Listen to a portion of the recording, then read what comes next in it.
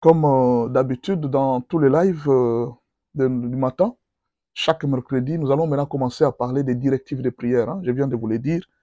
Nous allons commencer à parler des directives de prière chaque mercredi. Hein, les mercredis matins comme ça, les directives de prière. Comme ça, nous allons mélanger et les prières de combat et les prières justement de prière. Alors aujourd'hui, je vous donne 50 sujets de prière à prier. Alors là, vous devez être un homme quand tu te tiens devant Dieu pendant 4 heures, tu es en train de prier. Tu ne te fatigues pas. Ça peut être que tu es dirigeant.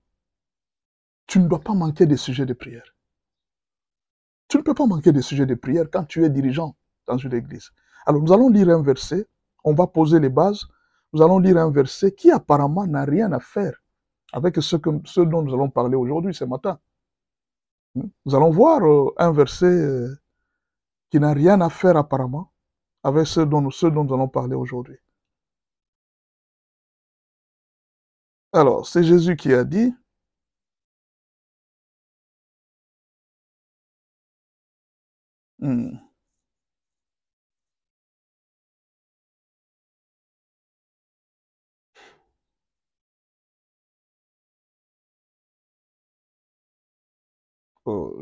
excusez-moi,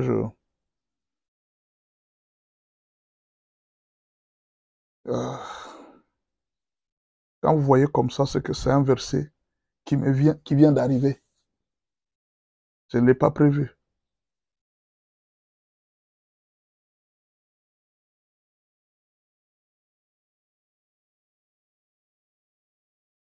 Voyez un peu dans Matthieu 9. Hein.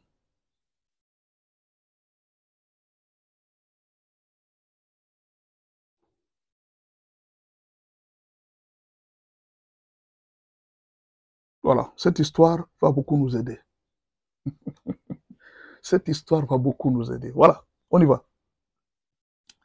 Alors, il s'assit, appela les 12. Ça, j'aime beaucoup cette histoire. Marc 9, je suis au verset 35. Marc 9, verset 35. On y va. Il s'assit, appela les 12 et leur dit, si quelqu'un veut être le premier, il sera le dernier de tous et le serviteur de tous. Si tu veux devenir grand, le principe, sois le serviteur de tous. Et il prit un petit enfant, le plaça au milieu d'eux. Jésus a pris un petit enfant, il l'a placé au milieu d'eux.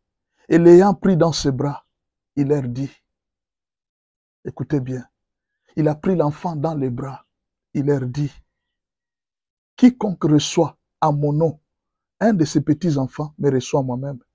Et quiconque me reçoit, reçoit non pas moi, mais celui qui m'a envoyé. Jésus lui dit, Jean lui dit, nous avons un homme qui chasse des démons en ton nom, et nous l'avons empêché parce qu'il ne nous suit pas. Suivez très bien cette histoire. Qui n'est pas contre nous est pour nous. Et quiconque vous donnera à boire, même un verre d'eau à mon nom, parce que vous appartenez à Christ, je vous l'ai dit en vérité, il ne perdra point sa récompense. Mais si quelqu'un scandalisait un de ces petits qui croient, il vaudrait mieux pour lui qu'on lui mit au cou une grosse mêle des moulins et qu'on les jeta dans la mer. Cette histoire a-t-elle un rapport avec la prière? Oui, Jésus a comparé le royaume avec les petits-enfants. Il dit, soyez comme ces petits-enfants. Recevez-le. Vous savez pourquoi? Un petit enfant, il a une facilité de recevoir un enseignement. Il a une facilité d'accepter autrui. Je ne sais pas si vous avez déjà remarqué, quand deux adultes se trouvent quelque part, ils se mettent, vous allez le voir qu'ils ne se connaissent pas, même à l'hôpital. Hein? Vous allez voir que ces deux adultes ne se connaissent pas, ils ne se parlent pas, chacun garde son enfant dans les bras. Mais à un certain moment, vous allez voir que l'enfant de celui-ci et l'enfant de celui-là, l'autre va quitter sa mère et l'autre quitte sa mère. Les deux enfants commencent à jouer. Mais les deux adultes qui étaient là, ils ne se sont pas salués. C'est comme ça que nous venons à Christ. Il y a des gens qui sont des adultes. Tu es venu dans ces lives comme un adulte. Tu comprends? Tu es venu dans ces lives comme un adulte. Tu frimes. Tu ne peux pas commenter. Je vais d'abord voir s'il parle bien. Les enfants ne se posent pas cette question. Il ne connaît pas l'enfant. Si c'est un sorcier, ça ne lui dit rien. Si cet enfant est comment, ça ne lui dit rien. Il veut d'abord jouer avec lui. Il veut l'écouter. Quelle est ton expérience? Quelle est l'expérience de chez vous? Ils ne se connaissent pas, ces deux enfants. Mais les adultes, là, ils ont beaucoup de choses en tête. Toujours les soupçons. Les adultes, quand ils sont, ils se soupçonnent toujours. Et tel qu'il est là, je ne connais pas son état d'âme. Hein. Tel qu'il est là, je ne connais pas. Hein. Je ne connais pas. L'enfant, quand il marche, il ne se pose pas la question comment il va payer les Minerval. Comment il va manger aujourd'hui. Il a l'assurance que maman a tout. Vous comprenez? L'enfant a l'assurance que maman a tout. L'enfant, quand il marche, il peut voir un avion. Et il dit à son père, papa, achète-moi cet avion-là. Il ne se pose pas la question, quelle est la poche de mon père? L'enfant a une foi exemplaire. Il ne se pose pas trop de questions dans sa foi. Mais regardez-vous les adultes. Vous vous posez trop de questions. Vous regardez à votre poche. L'enfant peut arriver dans un supermarché. Il prend. Excuse. Il ne contrôle pas. Il a la foi que papa a tout. L'enfant peut être dans la bagarre. Il dit aux gens, ne jouez pas avec moi. Mon papa est fort. Il va vous taper. Mais quand un adulte arrive, il regarde la police. L'enfant ne regarde pas la police. Il est là. Il se sent fort quand son père est à côté de lui. Mais regardez les adultes. Et Jésus dit, le royaume des cieux est semblable à ces petits-enfants. Nous devons recevoir le royaume des cieux comme ces petits-enfants. Nous devons avoir la foi comme ces petits-enfants. Est-ce que vous comprenez? Pourquoi Jésus nous a comparés à ces petits-enfants? Vivez comme un petit enfant. Regardez quand ils dorment. Ils ont un sommeil profond. Mais vous, quand vous dormez, vous n'avez pas de sommeil. La nuit, vous réfléchissez comment est-ce que demain vous allez arriver. L'enfant ne réfléchit pas au lendemain. Et ce sont des choses que Jésus nous a dit plusieurs fois. Ne vous inquiétez pas du lendemain. À chaque jour suffit sa peine. Qu'est-ce que cela a à faire avec les 50 sujets de prière?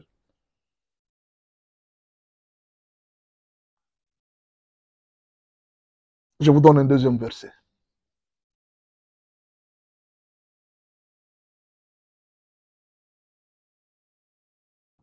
On y va très lentement, je suis en train de poser les bases. La première base que j'ai posée, si vous avez compris, la foi. Ayez la foi comme un petit enfant.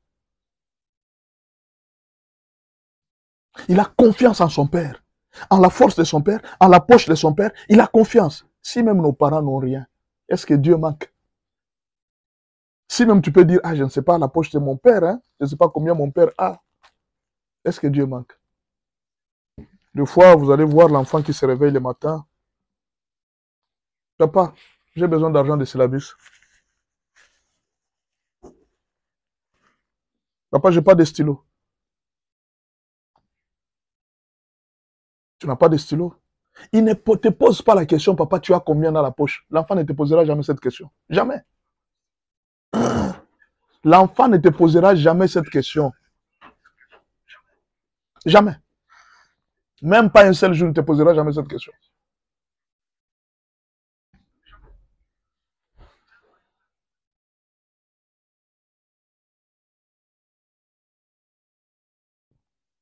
Quand tu te dis, je suis enfant de Dieu, mais comporte aussi comme un enfant. Tu te dis enfant de Dieu, mais tu ne te comportes pas comme un enfant. Sois un enfant vraiment. C'est-à-dire, quand tu es devant Dieu, sois vraiment un enfant. Apprends qu'on t'enseigne. Apprends qu'on te dise tout. Toi, tu arrives devant chez Dieu, tu es comme un maître, comme quelqu'un qui connaît tout. Ah, ça, ce n'est pas mon niveau, je ne peux pas dire ça à Dieu. Ah, ça, ce n'est pas mon niveau. Vous savez, quand les enfants grandissent, je m'excuse beaucoup. Vous savez, quand les enfants grandissent, à un certain moment, quand les enfants grandissent, ils commencent à se gêner. Vous allez voir un enfant qui est à l'université, il ne demande plus le stylo à son père. Mais les enfants de l'école primaire, papa, j'ai pas de stylo. Mais toi, je t'ai acheté les stylos hier. Papa, j'ai perdu. Ah, papa est obligé encore de sortir. Il sort encore un autre stylo. Il achète. Ça sont les enfants. Alors on y va avec le deuxième verset. Je pose d'abord les bases et puis nous allons commencer. Ne vous inquiétez de rien. Mais en toute chose, faites connaître vos besoins à Dieu par des prières et des supplications avec des actions de grâce. Étudiez, regardez les choses qu'on nous a dit. Qu'est-ce qu'on vous a dit? Comment faire connaître, comment combattre les soucis? On vous donne déjà les principes pour combattre les soucis. Ne vous inquiétez de rien. C'est un ordre. Donc quand quelqu'un met des soucis, il est déjà en train de pécher. Ne vous inquiétez de rien.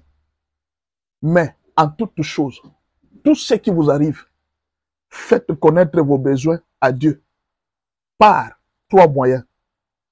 Des prières. On n'a pas dit par la prière. On a dit par des prières. Non, lisez ensemble avec moi. On a dit par quoi? Pas par la prière. Par des prières, des supplications, avec des actions de grâce. Tout est au pluriel. Des prières, des supplications et des actions de grâce au pluriel. Des prières.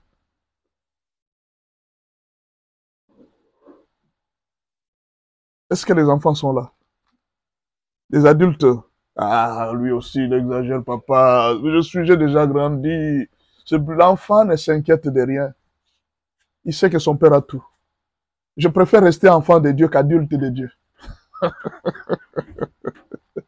À un moment, à la fois, il faut être comme vraiment un enfant. Tu peux dire à un enfant, demain, je pars, je vais t'acheter un bonbon au retour. Ne me suis pas, hein? Il croit. Il croit en son père. Si méchants ils sont, ils peuvent nous tromper parfois. Mais Dieu ne peut pas nous tromper quand même. L'enfant croit. Il voulait te suivre. Non, non, non, reste, je vais t'acheter les bonbons. Quand je pars là, je t'amène le lait caillé. Le cahier? Oui, je reste. L'enfant reste, il croit. Mais parfois, papa peut partir et il a oublié de lui acheter. Je ne dis pas qu'il ne lui a pas acheté. Il a oublié de lui acheter. Mais l'enfant a cru quand même. Et parfois, il va te poser la question à papa, tu ne m'as pas amené le lait caillé. Demain encore, tu lui dis, je pars, je vais te laisser le lait caillé. Il croit. Si nos parents méchants qu'ils sont, ils savent nous dire ces choses. À combien plus forte raison Dieu? Est-ce que vous comprenez? On y va. Ne vous inquiétez de rien. Mais faites connaître vos besoins par des prières. On a bien dit des prières et des supplications. Plusieurs prières. Quand on dit des prières, c'est-à-dire plusieurs prières, plusieurs supplications, et puis plusieurs actions de grâce. C'est ça ce que la Bible dit. Nous prenons le troisième verset. Je suis en train de poser les bases.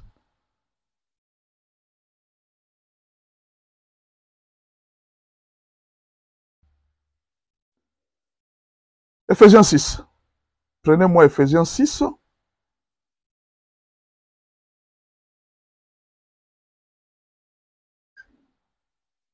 Ephésiens 6.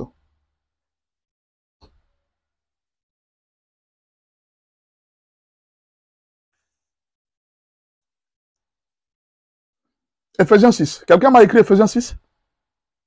Verset 18. Dieu donne encore un deuxième ordre. Suivez cet ordre de Dieu. Faites en tout temps. Faites en tout temps par l'Esprit. Faites en tout temps par l'Esprit toutes sortes de prières et de supplications. Faites en tout temps par l'Esprit toutes sortes de prières. Toutes sortes de prières et de supplications. Faites en tout temps, pas de repos. La prière n'a pas de repos. Faites en tout temps, par l'Esprit, toutes sortes de prières et de supplications Vous voyez ici, on a encore ajouté hein, prière et supplication. Veillez à cela avec une entière persévérance et priez pour tous les saints. Priez pour moi, afin qu'il me soit donné, quand j'ouvre la bouche, de faire connaître hardiment et librement les mystères de l'évangile. Parmi vos prières là, priez pour tous les saints. Vous connaissez le nombre des saints? On veut dire prier pour tous les chrétiens. Quelqu'un m'a posé la question, mais pasteur, est-ce que Dieu va exaucer toutes ces prières? 50 sujets. C'est trop peu. Priez pour tous les saints. Tous les saints. Et l'apôtre Paul dit, priez aussi pour moi. Et moi aussi, je vous demande de prier aussi pour moi. Dans vos prières, pensez aussi à moi. Afin que quand je me tiens devant là, que j'ai la facilité de faire sortir quelque chose qui peut bénir le peuple de Dieu. Que je ne tombe pas. Que je ne sois pas tombé dans la cupidité, l'amour de l'argent, dans l'occultisme. Que Dieu me protège jusqu'à ce qu'il revienne. Priez aussi pour moi. Dans vos sujets de prière, pensez aussi à moi. C'est ce que l'apôtre Paul a dit. Toutes sortes, en tout temps, toutes sortes de prières. Maintenant, la question que je pose, quelles sont les sortes de prières? Vous allez commencer à apprendre chaque jour, le mercredi, hein, les sortes de prières. Alors ne vous fatiguez pas. Vous aurez des prières. Chaque mercredi, il y aura des directives de prière. Et aujourd'hui, je vous donne 50 sujets de prière. Si je ne termine pas le tout, vous savez où est-ce que vous pouvez retrouver ça? 50 sujets de prière. Je pense maintenant que j'ai posé les bases. Vous avez compris? Non, mais il y a une dernière base que je dois poser. J'ai commencé par là, je dois finir par là. Je dois poser cette base. Ça, je ne peux pas sauter.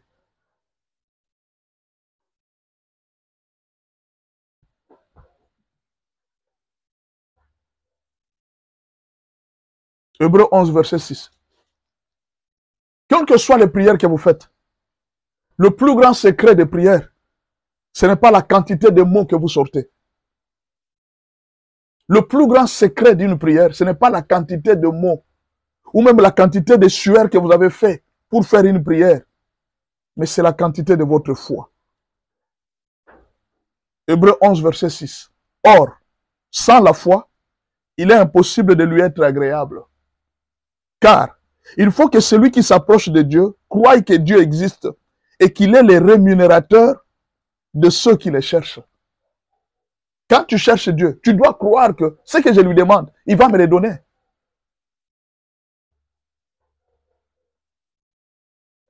Comment sont les chrétiens? Regardez cette main. Prenez cette main comme la main de la foi. Tu étends ta main en haut, tu touches des choses. N'est-ce pas? Tu es en train de toucher des choses. Je donne un exemple. Il y a une souris qui passe, il y a un éléphant qui passe, il y a un cancréla qui passe, il y a une fourmi. Moi, j'ai besoin de la main qui touche les éléphants. J'ai besoin de la main qui touche des grandes choses. Ta foi doit toucher des grandes choses à la grandeur de ton Dieu. Ne demande pas toujours des petites choses. Demande aussi des grandes choses à la grandeur de ton Dieu. Tu ne peux pas demander à ton père une voiture parce que tu sais que mon père n'a pas l'argent pour payer une voiture. Mais ton Dieu est riche, il a tout. Il peut tout te donner. Rien n'est impossible à celui qui croit. Rien. Tu dois avoir la foi quand tu t'approches de Dieu. Alors, ne crois pas que moi, quand je donne des prières, ce sont des prières magiques. Quand il n'y a pas de foi, la prière devient la magie. Ça devient une incantation.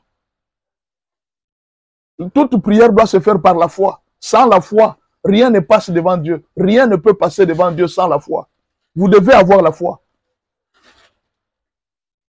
Alors ne me dites pas que non, pasteur, j'ai essayé ta prière, ça n'a pas marché. Oui, c'est possible. Si tu n'as pas la foi, ça ne marche pas. Pasteur, j'ai prié comme tu m'as donné le programme, là, ça n'a pas marché. Oui, c'est normal. Si tu n'as pas la foi, ça ne va pas marcher. Tu dois avoir la foi. Tu dois croire. Sans la foi, rien ne passe devant Dieu. Mon frère, tu peux gêner. Tu peux faire tout ce que tu veux. Si tu n'as pas la foi, rien ne passe. Rien. Et alors rien. Il est impossible de lui être agréable si tu n'as pas la foi.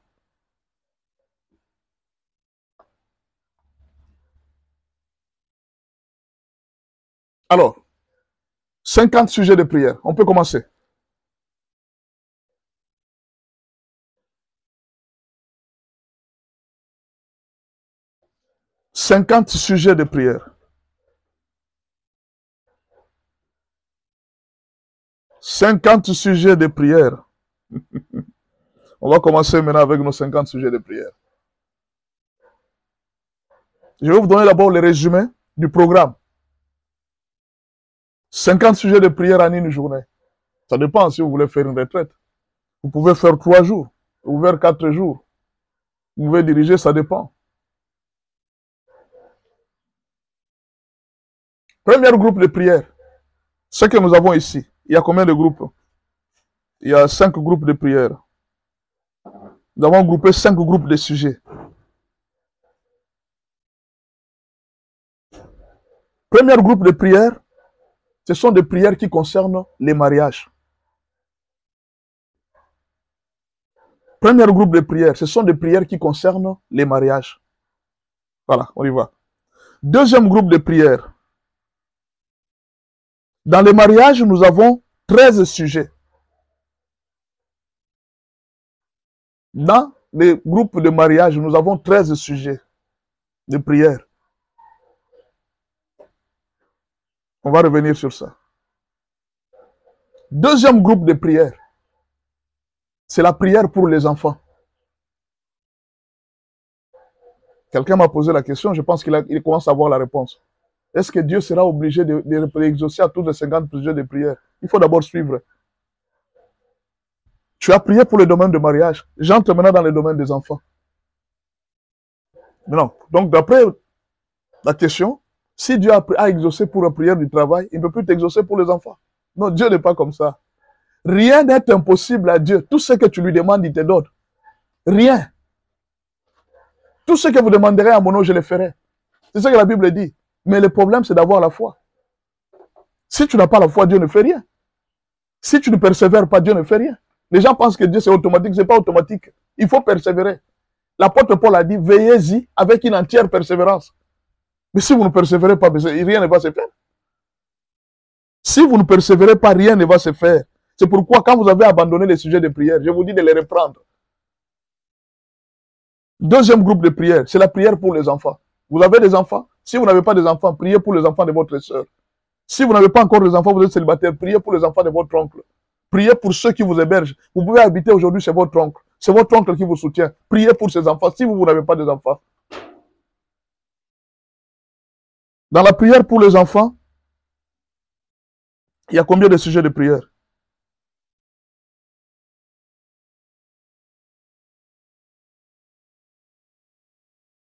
S'il y a beaucoup de sujets de prière, hein. Il y a cette bénédiction que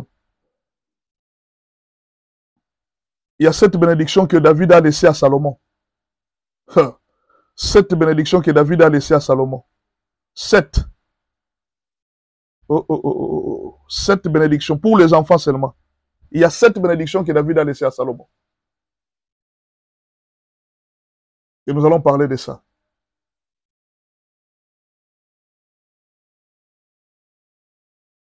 Donc, on a pris les mariages, on a pris les enfants. On va s'arrêter pour ces 2 groupes de prière. Les autres groupes, nous allons voir ça mercredi prochain. Parce qu'il y a tellement beaucoup de choses à dire que nous sommes obligés de parler quand même de ça pour que vous puissiez maîtriser. Nous allons d'abord commencer par le premier groupe là, le mariage. Le deuxième groupe, les enfants. Alors nous allons prendre les 2 domaines là, mariage et enfants. Qu'est-ce que vous pouvez demander à Dieu pour le mariage?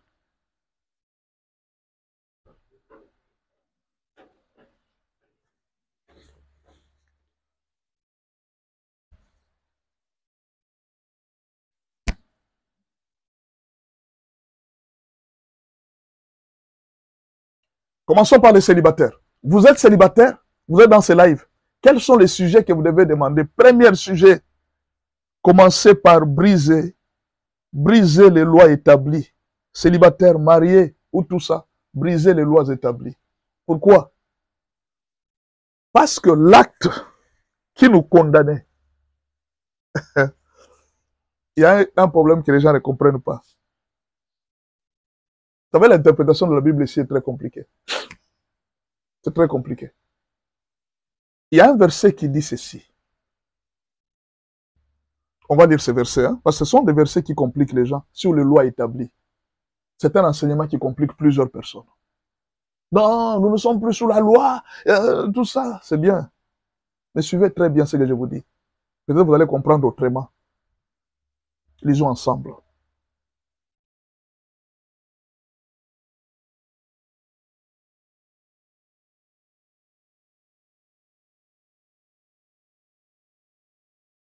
Nous allons lire ensemble le livre de Colossiens.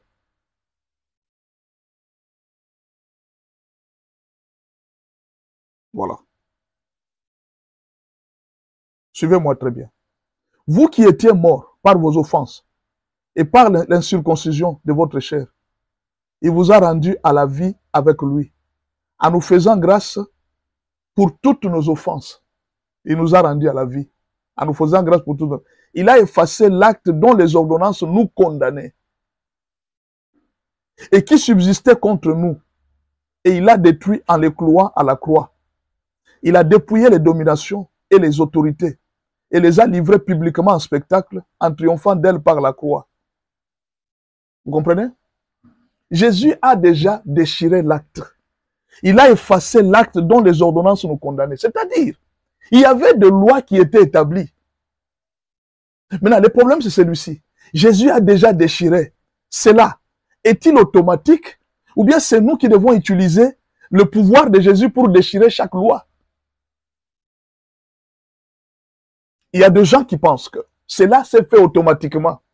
Les autres pensent que non, ce n'est pas automatique. Jésus vous a donné l'autorisation d'aller briser ces lois-là, n'ont plus de pouvoir sur vous. Vous devez aller les briser. Les autres disent non, le fait qu'il est mort, c'est automatique. Ça s'est fait automatiquement dans l'autre monde. La même chose, je vais vous dire une chose. Je vais vous poser la même question. Nous sommes guéris par ces meurtrissures, n'est-ce pas? C'est-à-dire quand quelqu'un est malade, on ne peut plus prier pour lui. Parce que nous sommes déjà guéris par les meurtrissures de Jésus. C'est ça l'interprétation que vous faites.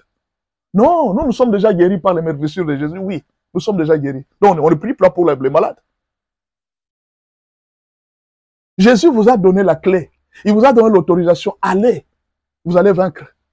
Jésus a vaincu Satan sur la terre, à la croix, n'est-ce pas? C'est pour dire, parce qu'il a vaincu Satan, on ne peut plus chasser les démons. Non, Jésus a déjà vaincu. On n'a plus besoin de chasser les démons. Mais alors pourquoi il nous a donné le pouvoir de chasser sur les démons, de marcher sur les scorpions? C'est parce qu'il les avait vaincus. S'il nous a donné le pouvoir de briser les lois, c'est parce qu'il a déjà effacé les lois. Ces lois n'ont plus de pouvoir. Jésus est venu nous ressusciter de la tombe. Il nous a donné la vie. Il nous a sortis de la mort.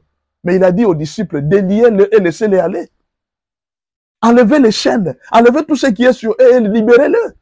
C'est ça le travail que nous faisons sur la terre. Tout ne se fait pas automatiquement. Voilà pourquoi il faut la foi. Voilà pourquoi il faut prier. Pourquoi alors on nous a demandé de prier? Si Jésus a tout vaincu à la croix, mais alors pourquoi nous devons prier? Voilà les deux interprétations. Il y a même des gens qui sont restés là. Non, dans notre église, on ne chasse pas les démons. Parce que Jésus a déjà vaincu. Tu n'as pas besoin de chasser les démons. Tu n'as pas besoin de chasser les démons. Mais qui vous a donné l'ordre de chasser les démons? À mon nom, vous chasserez les démons. Qui a donné cet ordre? C'est Jésus. À un certain moment, c'est comme si les gens commencent à nier même la parole de Dieu au nom d'une fausse foi. La foi vient de ce qu'on entend, et ce qu'on entend, c'est la parole de Dieu. Quand on vous prêche la parole, vous mettez la foi. C'est alors que vous appliquez, et c'est là que ça se fait. Par exemple, je vous dis qu'il y a des familles où il y a des lois qui ont été établies. Les gens où se sont réunis. Je vais vous expliquer un peu, je vais vous donner quelques témoignages pour que vous puissiez comprendre. Je reçois une sœur, elle est chrétienne, convertie, née de nouveau. Elle est venue, elle me dit, pasteur, j'ai remarqué depuis un certain moment que tous les hommes avec qui je suis, il faut qu'ils me quittent, je ne comprends pas. Vous avez votre verset que vous aimez beaucoup. Non, ma sœur, toute chose concourt au bien de ceux qui aiment Dieu. Peut-être que Dieu ne t'a pas appelé au mariage. Vous voyez? Quelqu'un peut lui dire ça, non. Peut-être que Dieu ne t'a pas appelé au mariage, tu vois. Quand Dieu ne te donne pas le mariage, il ne faut pas forcer. Hein? Il ne faut pas forcer. La Bible dit, le royaume des cieux est forcé. Ce sont les violents qui s'en emparent. Chacun a son interprétation. Nous, là, c'est la violence. Moi, mon ministère s'appelle Ministère chrétien école des champions. Champion, c'est-à-dire quoi? Jésus a vaincu. Nous devons amener des couronnes. Chaque jour, nous devons avoir une couronne de victoire. Les gens se présentent. Vous pensez que parce que Jésus a vaincu Satan, Satan a laissé de combattre. Satan a cessé de jeter les maladies. Satan a cessé de réclamer. Vous pensez que parce que Dieu a sorti Moïse de l'Égypte, Pharaon a cessé de faire les poursuites. Vous pensez? Vous pensez que Pharaon vous a laissé de faire le poursuite. Vous sentez que Satan n'agit plus. Parce qu'il a été vaincu à la croix. C'est comme ça qu'on vous a dit. Alors si c'est comme ça qu'on vous a dit, en tout cas, peut-être que je ne serai pas pour vous une bénédiction aujourd'hui. Je serai peut-être pour vous un scandale. Mais moi je vous dis, il a été vaincu. Nous devons continuer à le vaincre chaque jour. C'est-à-dire, nous sommes en train d'affirmer la victoire de Jésus sur le terrain. Montrer au diable que tu n'as rien à faire ici. Sors. Nous sommes en train de les chasser chaque jour. Non, attends, on prend un bon exemple pour vous faire comprendre.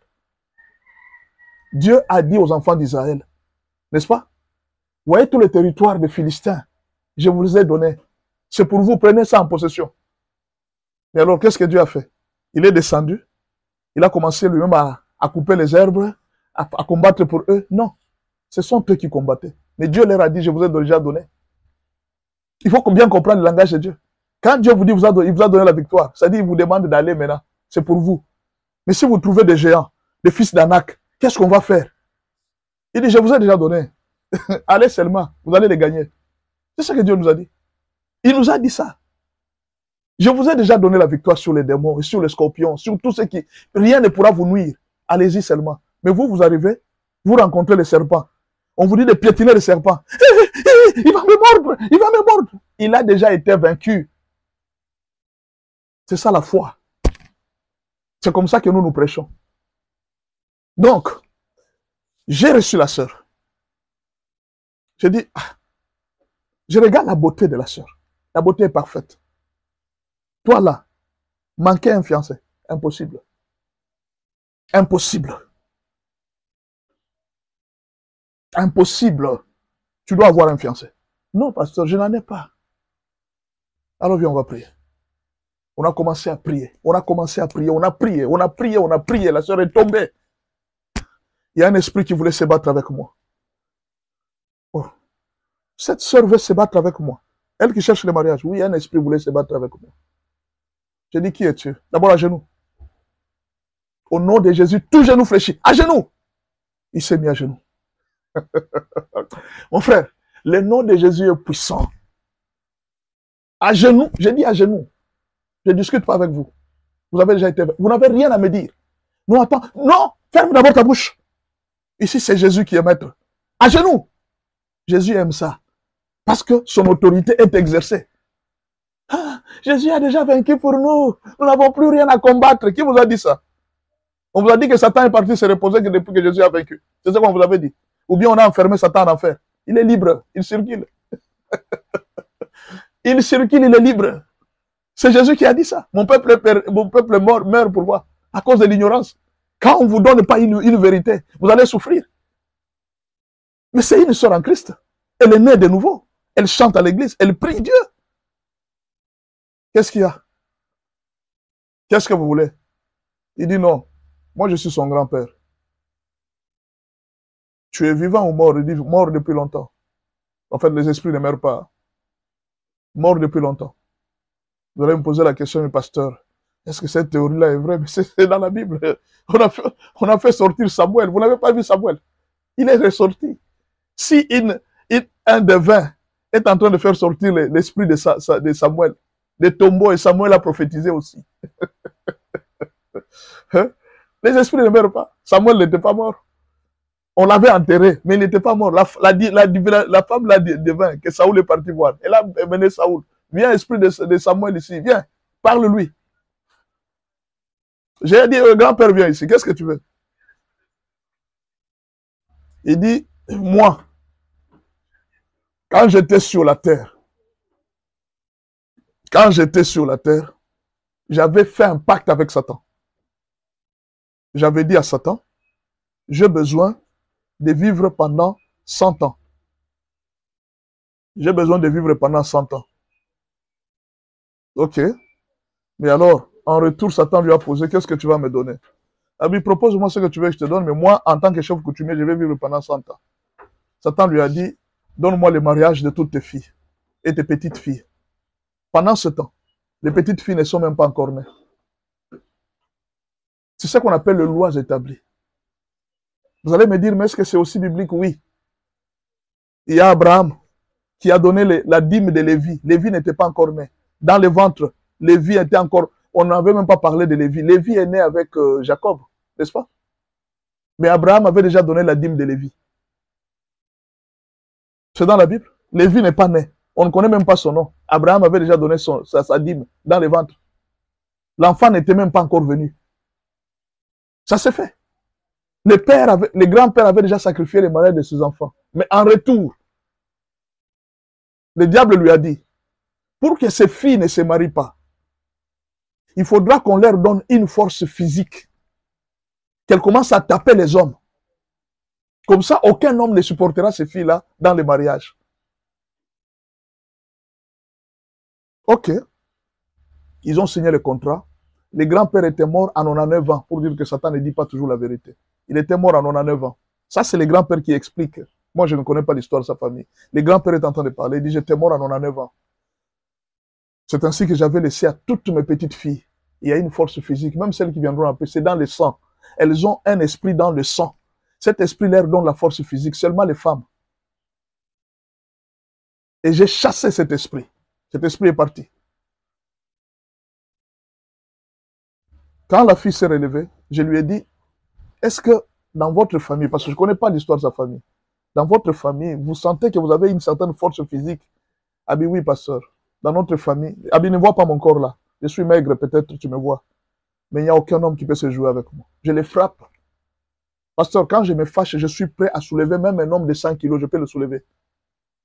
Je frappe sérieusement. Et dans notre famille, on nous a déjà interdit. Mais c'est une chrétienne. Hein? Dans leur famille, on leur avait déjà interdit de ne jamais, que les garçons ne se battent jamais avec les filles. Il dit, quand il y a une bagarre dans la famille, c'est nous les filles qui allons nous battre pour les garçons. Les papas connaissaient les secrets, mais ils n'avaient jamais dit ça aux enfants. Un jour, j'ai failli frapper mon père. Cette sœur, elle est chrétienne. Malgré qu'elle prie à l'église, cette force-là était toujours en elle. Elle ne comprenait pas d'où venait la force. Elle ne savait même pas l'origine de sa force. Elle ne connaissait rien. Mais elle avait seulement remarqué qu'elle avait une force physique. Vous pensez que ça, ce n'est pas une loi établie? Mais elle est chrétienne. Elle est née de nouveau. Elle est chrétienne, elle est née de nouveau.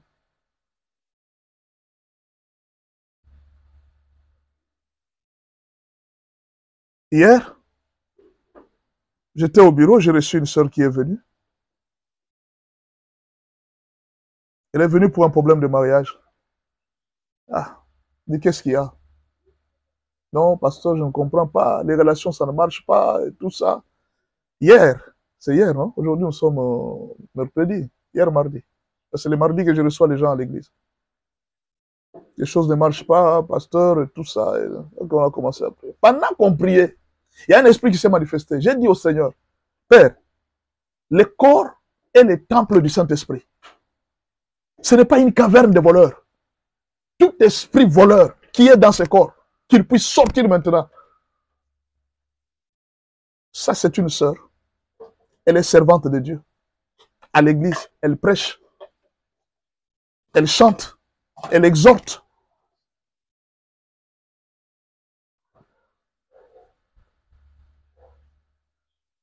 Elle ne prie pas avec moi. Je reçois des brebis de toutes les églises, les catholiques, les branhamistes, tout ça, on les reçoit. Ils viennent.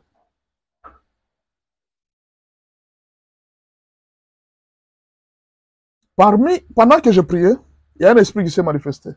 Il dit, toi, c'est qui? Ah bien, je suis son mari. Son mari? C'est une servante de Dieu. Il faut faire attention avec ce que tu dis. Ah bien, oui, c'est ma femme. Tu l'as épousée quand? D'abord, toi, tu es qui? Ah bien, je suis pasteur. Tu es pasteur? Oh, tu es pasteur? Oui, je l'avais aimé. Je l'avais aimé. Et puis, elle m'avait refusé. Mais j'étais devenu son mari. Elle dit, comment? Elle t'a refusé. Comment tu peux rester encore son mari de nuit? Il dit, je lui donnais l'argent. Elle prenait mon argent. Même si elle m'avait refusé, mais quand même, je lui donnais mon argent. C'est à travers mon argent que je l'ai eu. Et je continue à être avec elle. J'embrouille tout. Elle ne va pas se marier. Elle dit, attends. Une question de curiosité. Comment tu es devenu sorcier? Depuis quand tu es devenu sorcier, tu t'appelles pasteur? Elle dit, c'est depuis ma naissance que je suis sorcier. Mais il est pasteur. Il prêche l'évangile. C'est depuis sa naissance qu'il est sorcier. Maintenant, la question que vous allez me poser, comment il s'est converti, comment il est devenu pasteur, comment il prêche, comment il a été baptisé, comment, je ne sais pas. Mais il est pasteur. Mais il est sorcier. Il n'a jamais enlevé sa sorcellerie. Premier groupe de prière. Commencez par briser les lois établies.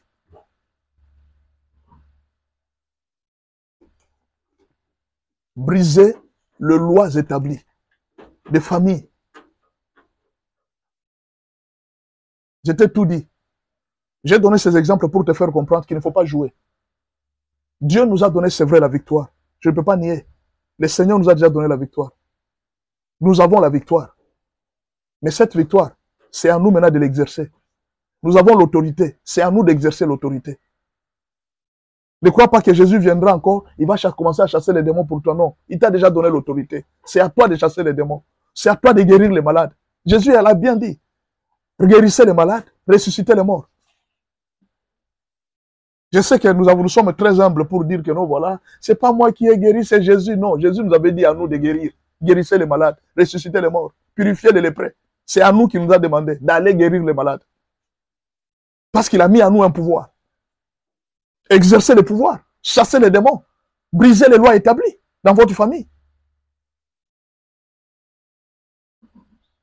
J'ai déjà donné beaucoup d'exemples. Briser les lois établies dans des familles.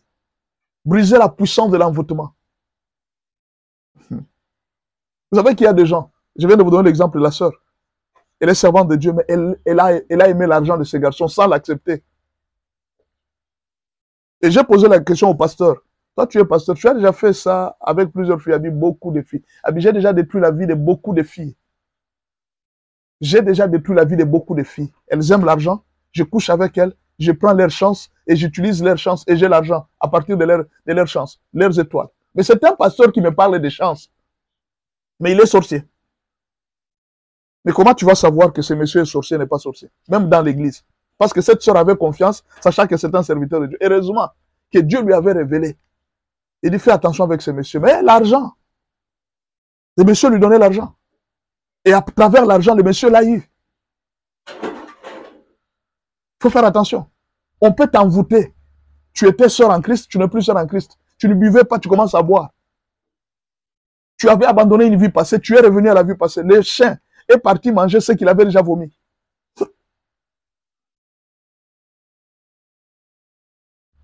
3. Briser le mauvais caractère. Vous devez prier pour le mauvais caractère. Parce que l'une des choses qui fait que beaucoup de jeunes ne se marient pas, c'est à cause de mauvais caractère. Priez contre les mauvais caractères. Demandez à Dieu de vous donner l'humilité, de briser votre caractère. Briser la paresse et le manque de créativité. Vous êtes là, vous ne faites rien. Depuis la journée jusqu'au soir, vous vous asseyez, vous ne faites rien. Priez pour que Dieu brise la paresse et qu'il brise les banques de créativité. Mon frère, même avec 10 $, Dieu est capable de te donner, de te rendre riche. Dieu est capable de te rendre riche à partir de 50 $. Quelqu'un t'a fait un cadeau de 50 $. Garde cet argent, n'utilise pas encore ça. Prie Dieu. Dis Seigneur que rien n'est impossible à celui qui croit. Je veux qu'à partir de ces 50 $, je vais devenir riche. Tu penses que Dieu ne peut pas le faire? Il va te donner l'intelligence. Mon fils, va faire ça. Prends ce mélange et puis un mélange. Tu vas faire ça, tu vas commencer à vendre et tu deviendras riche. Dieu est incapable de le faire. Je vous ai dit, rappelez-vous, au début, j'ai posé déjà les fondations. Qu'est-ce que je vous ai dit? Rien n'est impossible à celui qui croit. Quand vous vous approchez de Dieu, vous devez avoir la foi. Qu'avec 10 $, Dieu est capable de fructifier ça et de rendre ça 1000 $. Demande à Dieu, Seigneur, je n'ai que 10 $.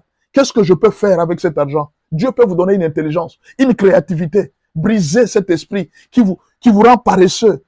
Briser cet esprit qui vous fait manquer la créativité. Comment est-ce que vous pouvez rester toute la journée, vous ne savez rien faire? Vous êtes chrétien. Rien faire pour gagner l'argent. Vous n'avez aucune idée pour gagner l'argent. Brisez l'esprit de honte. Vous avez honte de chercher l'argent. Vous vous gênez de vendre même les œufs, de faire une activité. Vous vous gênez. Vous avez honte. Les gens vont me voir. Vous avez honte. Il y a même les autres, c'est la peur. Il a peur que non, si je commence, les gens risquent tu as peur. Brise cet esprit de peur, sinon tu ne vas pas te marier. Les mariages demandent l'argent.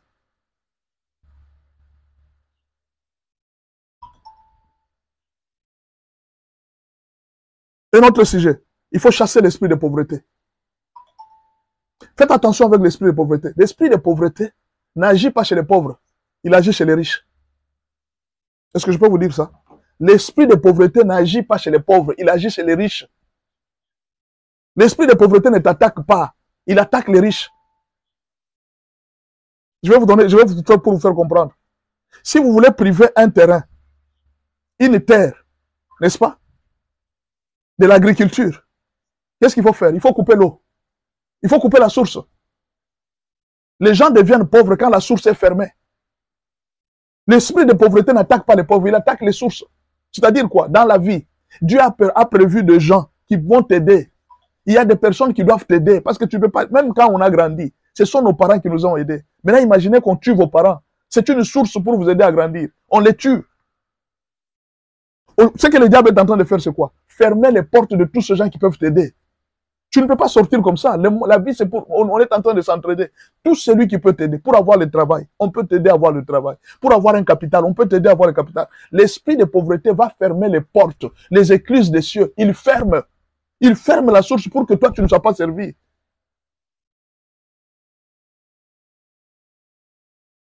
Tu dois briser l'esprit de pauvreté. Cet esprit qui ferme les cœurs. Tu as des gens qui peuvent t'aider.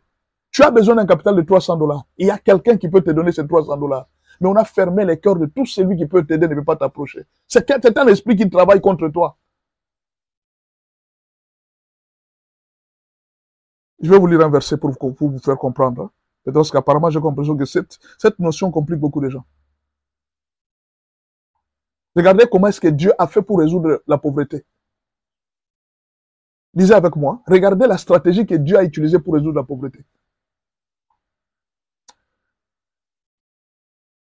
Lisez-moi dans le livre de Deutéronome 15.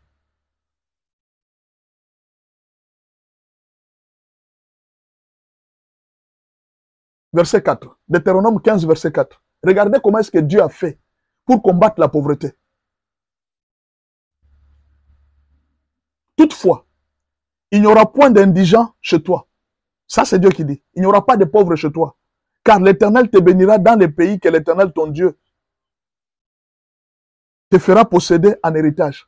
Regardez, qu'est-ce que Dieu dit? Il n'y aura pas de pauvres chez toi. Maintenant, regardez la contradiction. C'est même Dieu. Il vient de dire là qu'il n'y aura pas de pauvres. Lisez maintenant le verset 11. Je suis avec vous dans le même chapitre. Deutéronome 15. Lisez le verset 11. Vous allez découvrir avec moi. Là, qu'est-ce qu'il a dit? Il n'y aura pas de pauvres.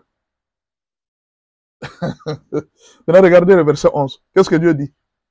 Il y aura toujours des indigents dans le pays. Il y aura toujours des indigents dans le pays. C'est pourquoi je te donne ce commandement. Tu ouvriras ta main à ton frère, aux pauvres et à l'indigent dans ton pays.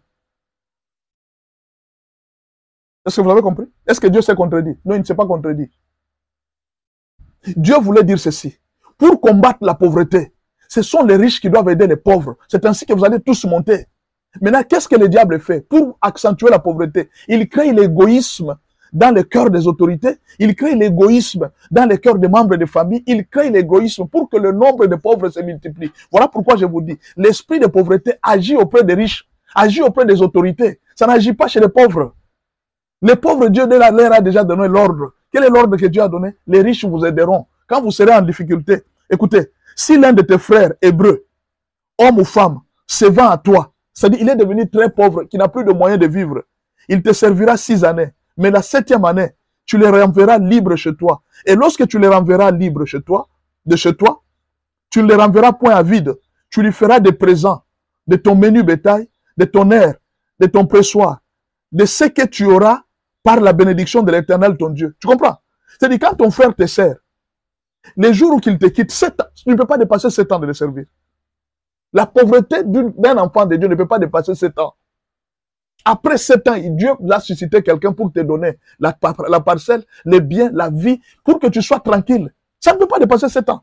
Tu dois servir la pauvreté dans la difficulté pendant 7 ans. Après 7 ans, il y a un frère que Dieu va susciter pour te bénir.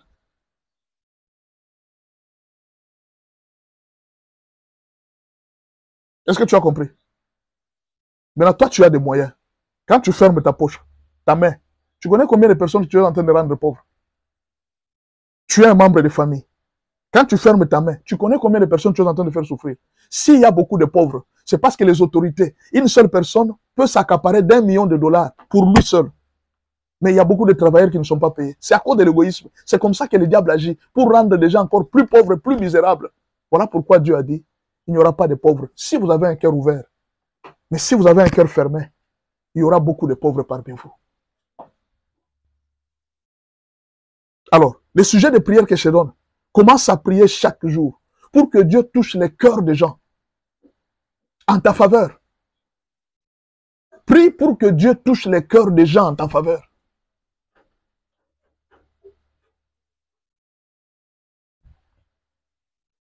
Demandez à Dieu les opportunités. Qu'il vous ouvre les opportunités. Que Dieu vous ouvre les opportunités. Il y a beaucoup d'opportunités financières, il y a beaucoup d'opportunités de travail. Que Dieu vous ouvre les opportunités si vous êtes célibataire. Priez pour que ce qu'on fait pour Dieu puisse faire avancer le royaume. Tout ce que vous faites pour Dieu, que cela puisse faire avancer le royaume.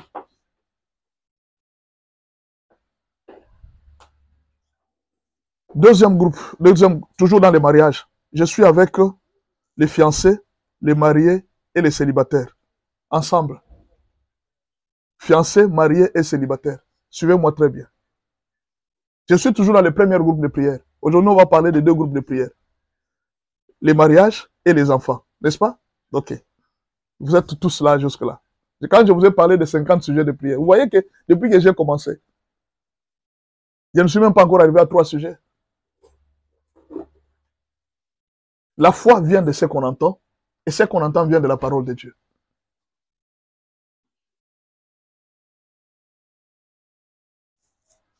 Vous êtes fiancé, vous êtes marié, vous êtes célibataire. Les célibataires, je vous invite encore ici. Venez ici, célibataire. Venez encore. Je n'ai pas fini avec vous. Ce sont les premiers sujets. Vous revenez encore ici.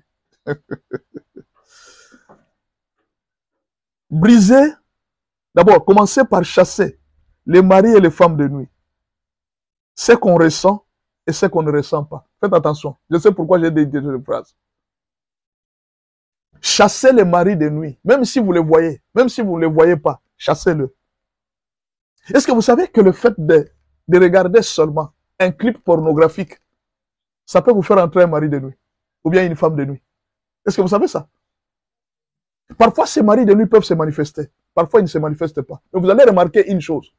Depuis un certain moment, vous ne voyez plus de visions, vous ne voyez plus de rêves. Ou alors, quand vous dormez la nuit, vous vous réveillez le matin, vous avez tout oublié. Vous ne vous rendez pas compte. Mais généralement, c'est le signe des maris et des femmes de nuit parce qu'ils ne veulent pas que vous puissiez connaître. Quand vous voyez une personne arriver au niveau où il commence à voir les maris de nuit, les femmes de nuit, cette personne est montée sur le plan spirituel. Parce que ces esprits-là agissent dans l'obscurité la plus terrible. Ils te bandent les yeux pour que tu ne voies pas. Ils vont commencer à coucher avec toi chaque jour. Il y a beaucoup de gens. D'ailleurs, je vais vous dire que pour les cas des maris et des femmes de nuit, presque 50% des personnes qui sont possédées des maris et des femmes de nuit, ils ne le savent pas. Ils ne le savent pas. Ils ne voient rien, ils n'entendent rien, ils ne sentent rien. Mais seulement il y a des petits signes. À moins qu'on te dise que non, ça sont les signes des maris et des femmes de nuit. Je vous donne un exemple. Vous pouvez avoir, par exemple, vous vous réveillez le matin, chaque jour vous avez des maux de dos. Vous ne comprenez pas. Pourquoi toujours des maux de dos? Mais alors que la nuit, vous ne faites rien. Ou alors, au réveil, vous avez une très grande fatigue. Alors que hier, la nuit, vous avez dormi tôt. Chaque jour, vous avez une grande fatigue. Ce sont des signes, hein? L'un des signes.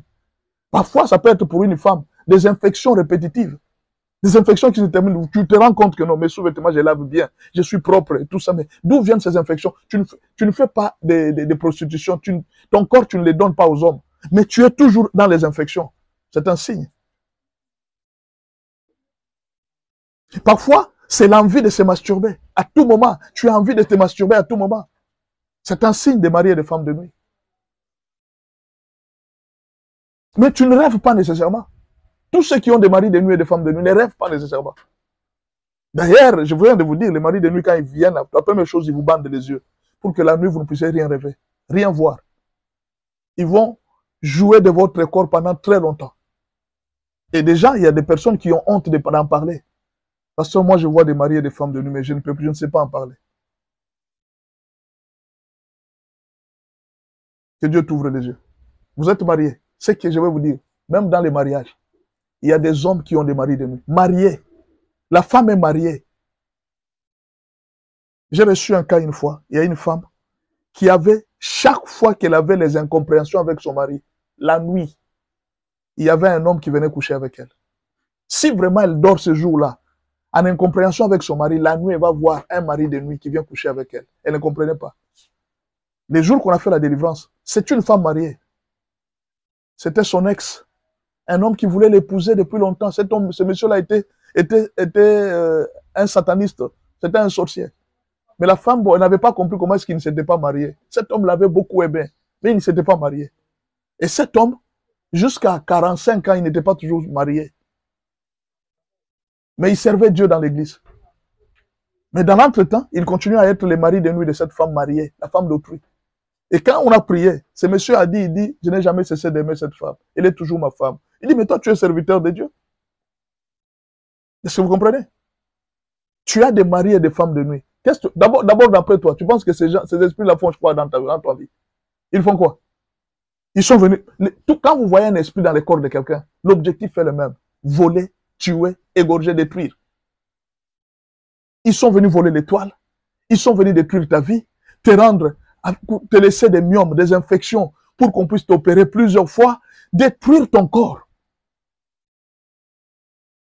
Tu dois chasser les esprits et les femmes de nuit. Chaque mercredi, ne ratez pas. Il y aura toujours un programme qu'on va commencer à vous donner, les directives de prière. Vous devez prier. Même si tu ne sens rien, je te donne déjà aujourd'hui un sujet de prière. Même si aujourd'hui tu ne sens rien, dis toujours à Dieu, Seigneur, si dans mon corps, il y a des maris ou des femmes de nuit, je les chasse. Ne t'en fais pas. Tu peux être une femme. Tu peux être une femme, tu as des femmes de nuit, tu as des maris de nuit. Parce que les esprits peuvent prendre n'importe quel corps. Un jour, il y a une femme mariée qui m'appelle et dit, pasteur, je ne comprends pas. J'ai des problèmes très sérieux. Depuis que je me suis marié, d'abord, ça fait 6 mois, je n'arrive pas à concevoir. Je ne conçois pas. Mais je me suis rendu compte, si je me mets seulement au lit, 5 minutes, c'est beaucoup. Il y a des femmes, et il y a des maris de nuit qui vont coucher avec moi jusqu'au petit matin. Il suffit seulement que je ferme les yeux et que je dorme. Et jusque-là, je n'arrive pas à concevoir. Je ne comprends pas. J'ai donné les offrandes, j'ai donné tout. Il y a même des pasteurs, il suffit seulement que je vois un pasteur à la télévision. Donne-moi ton numéro. Je l'appelle, pasteur, priez pour moi. Mais il n'y a pas de changement. On a commencé la prière, on était dans son propre salon. On a commencé à prier. On a prié, on a prié, on a prié. Quand on a terminé la prière, il y avait un groupe d'esprits.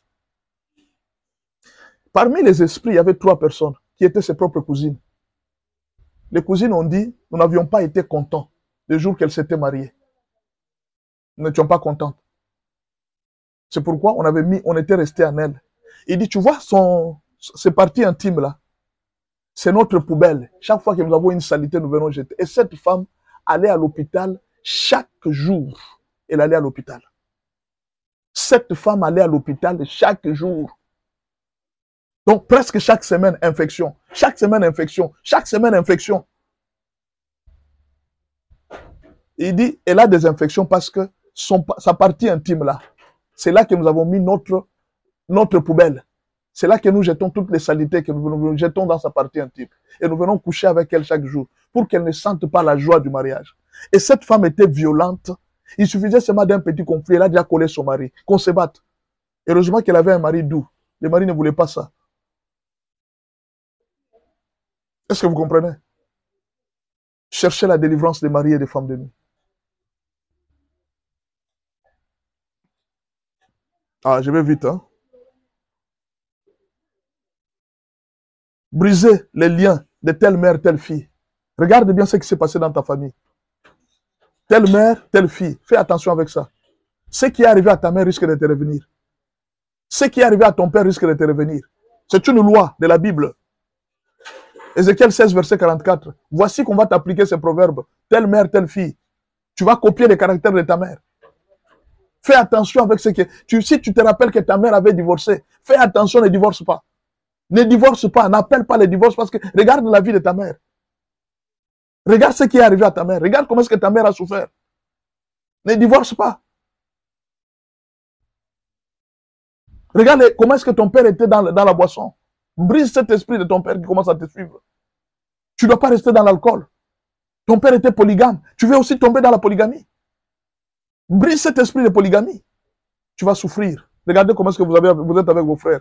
Regardez comment est-ce que vous souffrez. Votre père n'a pas pu vous laisser les héritages parce que vous êtes nombreux.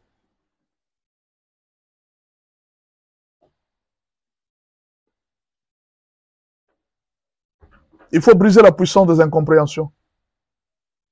Il faut chasser l'esprit des morts. Il faut chasser l'esprit des veuvages. Briser les morts répétitifs des enfants.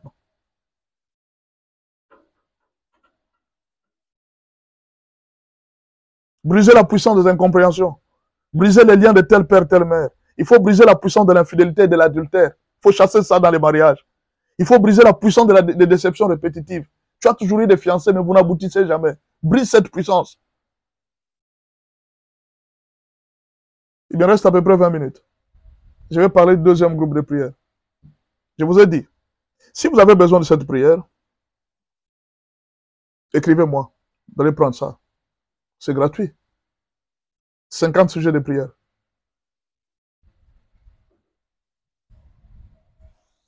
Chaque mercredi, on aura des directives de prière. Ne ratez pas.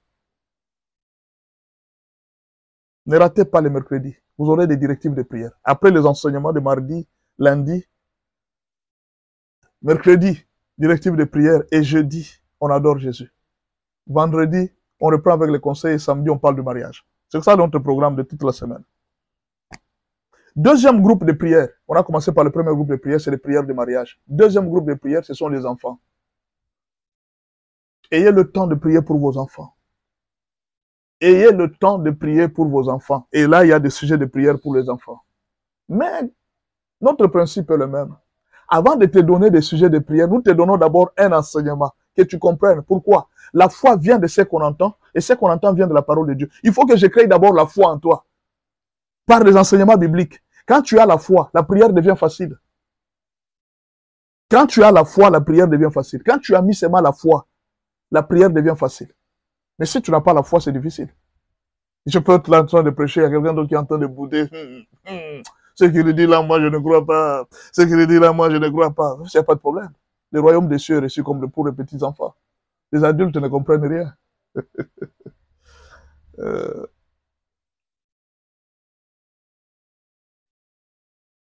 Première prière pour les enfants. Briser la puissance de la sorcellerie qui agit consciemment ou inconsciemment dans nos enfants. Briser la puissance de la sorcellerie. Elle peut être du sang. Il y a une sorcellerie du sang. Une alliance familiale. Par exemple, on a dit dans la famille que tout enfant est né doit avoir la sorcellerie. C'est une loi de la famille. Ou alors, il y a des familles où, dans chaque famille, nous devons avoir un enfant sorcier. Briser la puissance de la sorcellerie qui passe par le sang de nos enfants. La grand-mère avait la sorcellerie. Par le sang, elle est en train de communiquer. Ça peut être par les noms. Vous avez donné les noms de l'enfant, de la grand-mère à l'enfant. Les noms. La grand-mère commence à avoir le pouvoir sur l'enfant. À cause de son nom, c'est mon homo. Il ne faut pas négliger ce que je vous dis.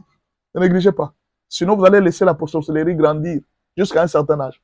Priez chaque jour contre la sorcellerie. Il y a des enfants qui peuvent être initiés à l'école à cause de la distraction des parents. Priez chaque jour contre l'initiation de vos enfants à la sorcellerie, à l'école, dans la famille, partout où vos enfants passent. Seigneur, même si mes enfants mangent n'importe quoi, ne permets pas que la sorcellerie entre par la bouche de mes enfants. Deuxième prière, briser la puissance de la réclamation par le sang de Jésus-Christ de Nazareth. Quelles sont les réclamations qui se trouvent dans la famille? Réclamation de la santé. On peut réclamer la santé de vos enfants. On peut réclamer les étoiles de vos enfants. On peut réclamer des bénédictions, des talents naturels ou acquis, la force physique. On peut réclamer même la vie de vos enfants. Commencez à prier pour le talent, l'intelligence de vos enfants. Vous allez voir un enfant qui était très intelligent, mais on l'a mis dans une vie de distraction. L'enfant ne veut pas les études, mais cet enfant est très intelligent. Tu ne comprends pas. Prie pour les enfants, ne te décourage pas. Prie pour tes enfants. Prie. Troisième prière, il faut briser la puissance des troubles chez les enfants. Briser la désobéissance. Il faut briser la puissance des maladies. Les enfants commencent à vous troubler. Il faut chasser toute mauvaise compagnie autour de nos enfants. Il faut bloquer toute voie, toute mauvaise voie que nos enfants veulent suivre. Boîte de nuit, occultisme, fétichisme, banditisme, drogue, alcool, débauche, vol. Toute voie. Commence à dire à Dieu et dit Seigneur, moi je ne sais pas où va mon enfant. Toute voie seulement qui n'est pas pour ta gloire. Je mets là, Nzilanjiku. Je ferme la voie. Mon enfant ne passera pas par là. Je ferme la voie de la boîte de nuit. Je ferme la voie de l'alcool. Je ferme la voie de la mauvaise compagnie. Je ferme la voie. Commence à prier pour les enfants. Il faut briser la puissance de sacrifice de nos enfants. Il y a des gens qui sont spécialistes à sacrifier les enfants. Même pas ses propres enfants. Même les enfants d'autrui, ils les sacrifient. Il faut briser cette puissance de sacrifice. Qu'elle n'ait pas l'effet sur vos enfants. Il faut refuser les sacrifices de la santé de nos enfants. Refuser qu'on sacrifie l'intelligence et les étoiles de nos enfants. Il faut refuser que la réussite, les mariages et la maternité de nos enfants soient sacrifiés. Il faut refuser. Il dit, moi, on ne sacrifiera pas la maternité de mes enfants. Il faut refuser tout sacrifice sur nos enfants par n'importe qui, à l'école, dans les quartiers, dans la ville, ou même dans la nation, ou même dans l'église. Refusez tout. Il dit, moi, aucun de mes enfants ne sera sacrifié. Je couvre mes enfants du sang de Jésus. Prends conscience de ce que je te dis. Ne néglige pas. Tu vas pleurer. Tu vas vers la vieillesse. Tu verras comme ça, tu as des enfants. Tu continues à les nourrir, même étant vieux. Tu ne comprends pas. Lève-toi. Ne joue pas. Ne néglige pas ce que je suis en train de te dire aujourd'hui. Il faut refuser l'esprit des morts chez nos enfants avant qu'ils finissent leur mission sur la terre. Comment un enfant peut mourir et ce sont les parents qui commencent à enterrer les enfants? Vous trouvez ça normal? Au lieu que les enfants enterrent les parents, mais ce sont les parents qui enterrent les enfants. Vous trouvez ça normal? Vous avez planté un arbre, vous n'avez même pas mangé les fruits. L'arbre a séché. Non, vous devez refuser ça. La Bible dit, honore ton père et ta mère afin que tu vives longtemps. Les enfants doivent vivre longtemps, c'est une promesse de Dieu. Comment toi, tu es parent, tu commences à enterrer les enfants?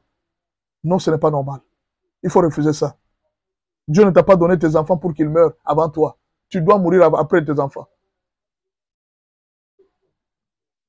Tu dois mourir avant tes enfants. Non, après. Tu as fait grandir les enfants. C'est toi qui dois mourir avant. Tes enfants doivent continuer la vie. Il faut refuser l'esprit de mort chez nos enfants. Refuser la mort par les accidents ou les incidents. Il faut refuser la mort par enlèvement des enfants ou par disparition. Il faut refuser la mort par assassinat. Il faut refuser la mort par les troubles ou la bagarre. Il faut refuser la mort par la sorcellerie familiale. Il faut refuser la mort par la sorcellerie qui vient de l'église. Il faut refuser la mort par l'empoisonnement. Il faut refuser la mort sur tous nos enfants. Refuse la mort. 6. Il faut chasser tous les esprits qui combattent l'appel divin sur nos enfants. Il y a des esprits qui refusent que vos enfants servent le Seigneur. Tu es serviteur de Dieu, tu es servant de Dieu, tu vas à l'église, mais tes enfants n'aiment jamais l'église, tes enfants n'aiment jamais prier. Il faut te poser la question, ça ne va pas, non? Tes enfants n'aiment jamais Dieu. Est-ce que c'est normal que les enfants du pasteur n'aiment pas Dieu? C'est normal que les enfants de la servante de Dieu n'aiment pas Dieu. Il faut refuser ça. C'est un esprit qui s'est levé. Il veut troubler les enfants. Il veut dévier tes enfants vers un autre chemin. Chasser tous les esprits qui opèrent dans les corps de nos enfants et qui les entraînent vers le mal, vers l'amour du monde, vers la débauche, vers l'alcool, vers tout ça. Que tout esprit qui entraîne mes enfants, Seigneur, que cet esprit n'agisse pas. 7e prière. Déclarer les bénédictions sur les enfants en annulant tout ce que l'ennemi a déjà déclaré. Il y a des gens qui ont déjà maudit tes enfants. Je vous donne un exemple. Il y a un père qui était coureur de jupons. Il détruisait la vie des enfants des autres. Écoutez ce que ces femmes étaient en train de dire. Il lui disait toujours, toi aussi tu auras des enfants. Ce que tu fais aux enfants des autres, ça te reviendra aussi. Maintenant imaginez, la fille est née de ces papas-là. Elle peut rater cette malédiction. La fille ne connaît rien. On avait déjà maudit son père. Que tes enfants subiront la même chose. Mais toi, tu es la fille de ces papas-là. Tu comprends pourquoi, à un certain moment, il faut déclarer, annuler certaines malédictions qui ont été dites. Sinon, dans l'ignorance, tu risques de te retrouver comme ça. Tu es maudit. Pourquoi? Ah, ce que son père faisait aux enfants d'autrui, c'est arrivé aussi chez ses propres enfants. Il faut éviter les malédictions. Il faut éviter certaines choses. David a légué à Salomon 7 bénédictions.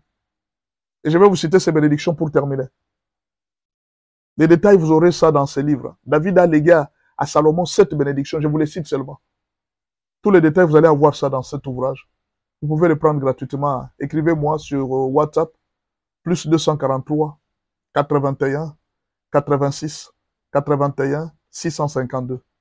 Plus 243, 81, 86, 81, 652. Priez pour vos enfants. Il y a 7 bénédictions que David a laissées à Salomon. Et je vais vous partager les 7 bénédictions. 1 Roi 2, verset 1. David approchait du moment de sa mort et il donna ses ordres à Salomon, son fils, en disant, 1 Chronique 22, verset 14. Voici par mes efforts. J'ai préparé pour la maison de l'Éternel 100 000 talents d'or, 100 000 talents d'or, 1 million de talents d'argent et une quantité de reins et de fer qu'il n'est pas possible de peser, car il y en a en abondance. J'ai aussi préparé du bois et des pierres, et tu en ajouteras encore. 1 Chronique 22, verset 15. Tu as auprès de toi un grand nombre d'ouvriers, des tailleurs, des pierres, des charpentiers et des hommes habiles dans toute espèce d'ouvrage. 1 Chronique 22, verset 16. L'or, l'argent, les reins et les fers sont sans nombre. Lève-toi et agis, et que l'Éternel soit avec toi. Je t'ai tout laissé.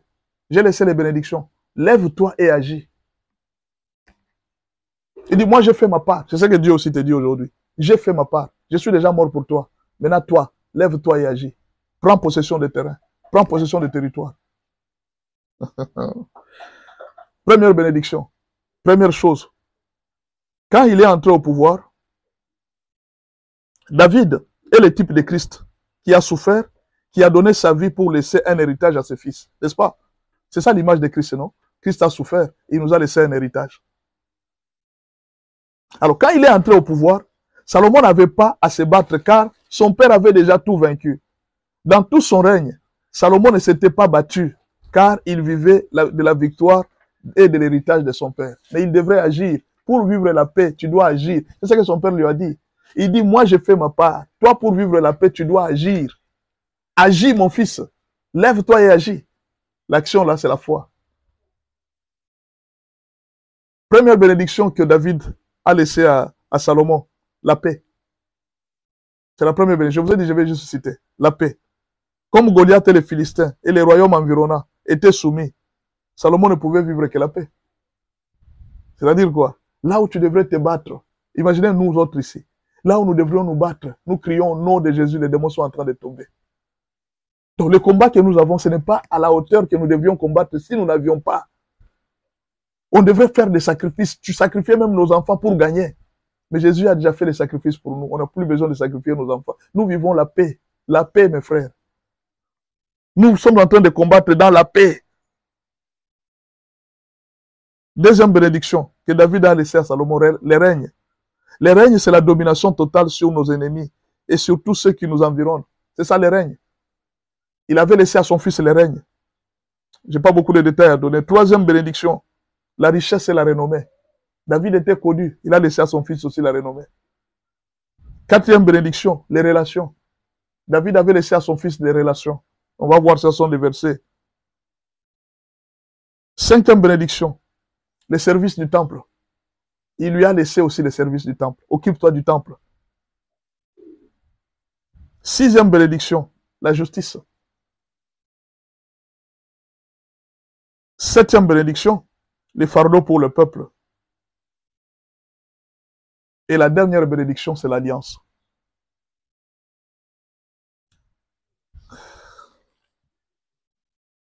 J'ai fini.